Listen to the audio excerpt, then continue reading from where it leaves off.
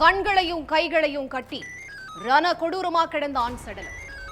2 நாளா கணவரை தேடி 3வது நாள் சடலமா கிடந்த கணவரை பார்த்து கதறிய மனைவி. கணவரை கொன்னு போட்டது யாரு? பின்னணி என்ன?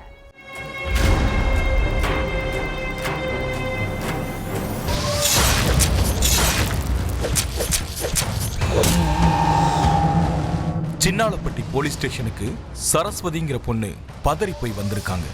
வேலைக்கு போன தன்னோட கணவர் பாலமுருகனை காணோம்னு புகார் கொடுத்திருக்காங்க. பாலமுருகன் போட்டோவை எல்லா ஸ்டேஷனுக்கும் அனுப்பி வச்ச போலீஸ் இந்த நபரை காணோம், ஏதாவது தகவல் கிடைச்சா சொல்லுங்கன்னு சொல்லிட்டாங்க.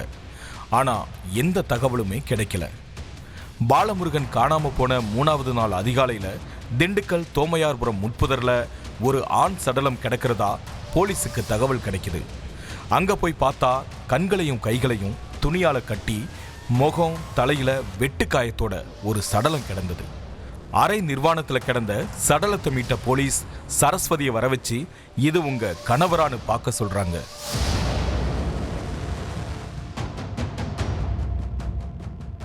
என்னோட கணவர் தான் கதறின சரஸ்வதி கிட்ட பாலமுருகனுக்கு எதிரி யாராவது இருக்காங்களா, யார் மேலேயாவது உங்களுக்கு சந்தேகம் இருக்குதான்னு கேட்டிருக்காங்க.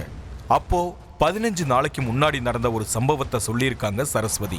முத்துக்குமாரும் முன்னாள் ராணுவ வீரரான ஜஸ்டினும் எங்க வீட்டுக்கு வந்து பாலமுருகன் எங்க கிட்ட பணம் வாங்கிட்டு தராம இழுத்தடிச்சிட்டு இருக்காரு, ஒழுங்கு மரியாதையா பணத்தை தர சொல்லு, இல்ல ஆளை அடையாளமே தெரியாம அழிச்சிருவோம்னு மிரட்டிட்டு போனதா சொல்லியிருக்காங்க சரஸ்வதி. அவங்க 2 பேரும் சேர்ந்துதான் என்னோட கணவரை கொலை செஞ்சிருக்கிறதா சரஸ்வதி சொன்னதும் முத்துக்குமாரையும் ஜஸ்டின் ராஜாவையும் அவங்க வீட்டுக்கே போய் கோழி அமுக்கிற மாதிரி அமுக்கியிருக்காங்க போலீஸ். முதல்ல பாலமுருகன்னா யாருன்னே தெரியாதுன்னு சொன்ன 2 பேரும் அடுத்து போலீஸ் விசாரிக்க வேண்டிய விதத்துல விசாரிச்சதும் பல உண்மைகளை கக்கியிருக்காங்க. பேங்க்ல லோன் வாங்கி தரதா பலர்கிட்ட பணம் வாங்கின பாலமுருகன் முத்துக்குமார் கிட்டையும் ஜஸ்டின் கிட்டையும் பல்கா பணம் வாங்கியிருக்காரு.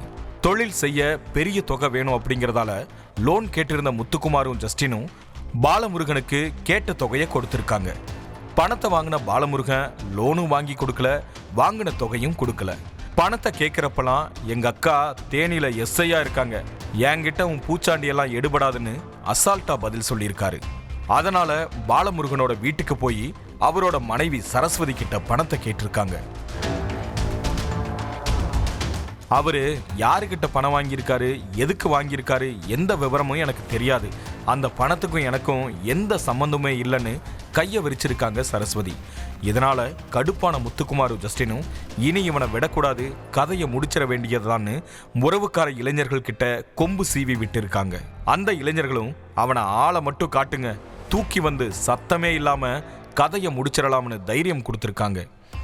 சாயந்தரம் 5 மணிக்கு மேல பாலமுருகன் பைக்ல வந்துட்டு இருக்கும்போது Muthukumar, Justin, Mettupatti Leo Charles, Panneerselvam, Karthik Kumar, Kappaliyapatti Tirupati, Govindapuram Vignesh, இந்த 7 பேரும் சேர்ந்து சாலையில வழிமறிச்சிருக்காங்க. கடைசியா உனக்கு ஒரு சான்ஸ், பணத்தை தர முடியுமா முடியாதான்னு கேட்டிருக்காரு முத்துக்குமார். அதுக்கு பாலமுருகனோ கொஞ்சம் கூட அசைஞ்சு கொடுக்கல.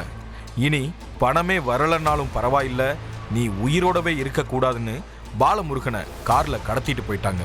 2 நாளா காட்டுக்குள்ள வச்சு ஆசை தீர அடிச்சு மிதிச்சு கொடுமைப்படுத்தியிருக்காங்க. கடைசியா கத்தியால கழுத்தை அறுத்து கொலை செஞ்சுட்டு அரை நிர்வாண கோலத்துல அதிகாலையில தோமையார்புரம் முட்புதர்ல சடலத்தை வீசிட்டு 7 பேருமே எஸ்கேப் ஆகிட்டாங்க. 3வது நாள் அதிகாலையில சடலத்தை மீட்ட போலீசார் 7 பேரையும் தேடி கைது பண்ணி சிறையில தள்ளியிருக்காங்க.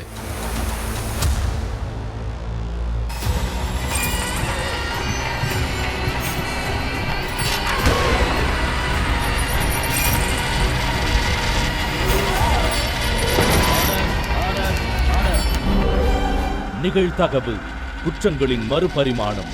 நாள்தோறும் இரவு 10 மணிக்கு இணைந்திருங்கள் நமது நியூஸ் தமிழ் தொலைக்காட்சியோடு.